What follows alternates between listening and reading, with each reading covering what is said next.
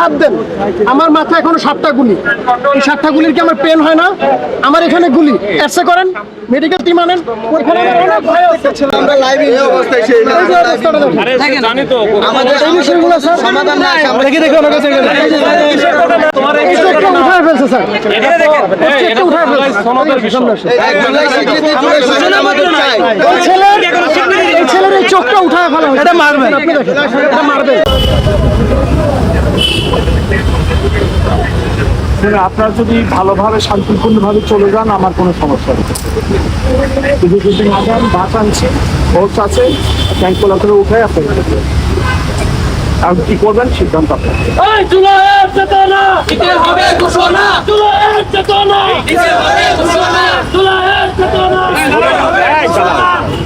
স্লোগানে কোনো কাম হবে না। 5 মিনিটস টাইম দিব, ফোর্স দিয়ে ট্যাঙ্কগুলো করে উঠে বাসে উঠে দিয়ে আর বাকিটা কি করবেন আপনাদের সিদ্ধান্ত। সবই জানেন, আমাদের সব জানা আছে, আমাদের দুঃখ লাগে না, আমাদের সব জানা আছে, কিন্তু আমি এখানে বসে আমাদের দুঃখ লাগে না স্যার। কথা বেশি নাই, প্রত্যেকটা লোক এখানে আহত। সরকার দাঁড়ানো আর আমাদেরকে আপনারা শেষ দিচ্ছেন। নিয়ে যান আমাদের, নিয়ে যান, আগে গুলি করে দেন। আমাদের রক্তের উপরে দাঁড়ায় আমাদের হুমকি দেয়। তুমি কি কথা বলছেন?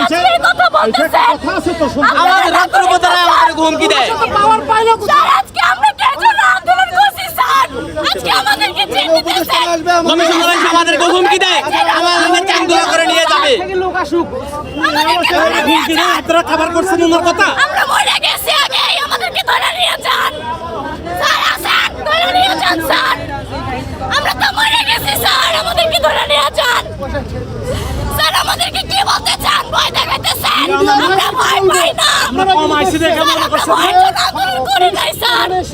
সরাসরি আমাদেরকে ঠেট দিয়ে গেছে। আমাদেরকে কি বলতে চান আপনারা? আপনারা ভয় দেখাবেন না, আমরা চলে যাবো। 24 ঘন্টার ভিতরে ক্ষমা চাইতে হবে, আহতদের ট্যাঙ্কগুলো করে নিবে। আমরা সারা বাংলাদেশের আহত একত্রিত হয়ে